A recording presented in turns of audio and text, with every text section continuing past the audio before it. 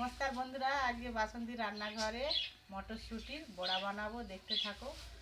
500 গ্রাম মটরশুঁটি নিয়েছি। এবার মটরশুঁটিগুলোকে আমি ছাড়িয়ে নিচ্ছি।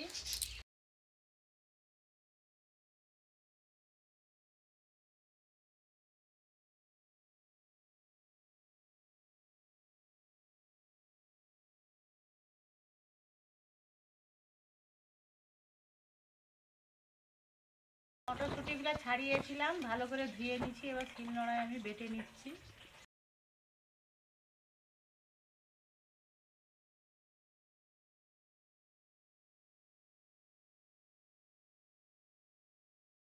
মটরশুঁটিগুলো আমার বাটা হয়ে গেছে। এবার আমি 2টা শুকনো লঙ্কা নিয়েছি আর অল্প করে জিরা নিচ্ছি। এবার বেটে নেব। জিরা লঙ্কা বাটাটা আমি দিয়ে দিচ্ছি।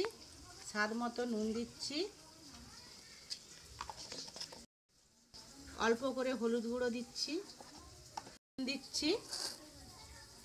এবার ভালো করে মেখে নেব। এই উপকরণটাকে ভালো করে আমি মেখে নিচ্ছি।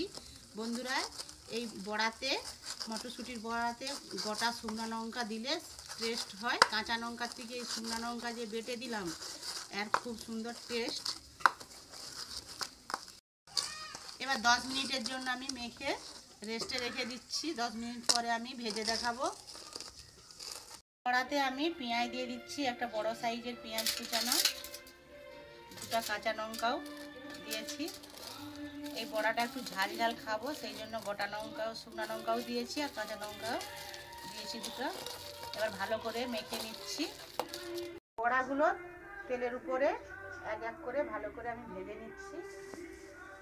এইভাবে একটু চেপে চেপে দিচ্ছি।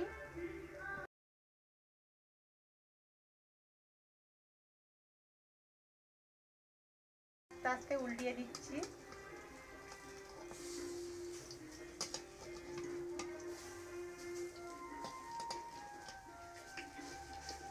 বন্ধুরা, এই বড়াগুলো খেতে খুব ভালো লাগে গরম ভাতের সাথে।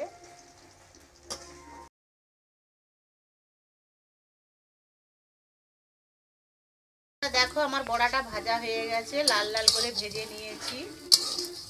এবার আমি বড়াগুলো তুলে নিচ্ছি।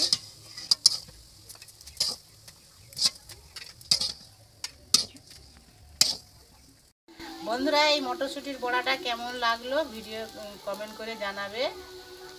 আর কে কে খেয়েছো বন্ধুরা, সেটাও কমেন্ট করে। মটরশুঁটির যে বড়াটা বানিয়েছি, কেমন হয়েছে বড়াটা কমেন্ট করে জানাবে। আর যারা যারা এই বড়া খাওনি এখনো, এইভাবে বড়াটা বানিয়ে ভাত দিয়ে খাবে, খুবই খেতে ভালো লাগে। এই বড়া, এই তো মটরশুঁটি শীতকালেই পাওয়া যায়, বছরে তো সব সময় পাওয়া যায় না। এই সময়, শীতের সময় মটরশুঁটির দামটাও কম, সেই জন্য আমরা বাড়িতে মটরশুঁটির বড়া বানিয়ে খাচ্ছি। সবসময় তো বেসনের বড়া খাই, সেই জন্য আজকে ভাবলাম যে মটরশুঁটির বড়া খাবো।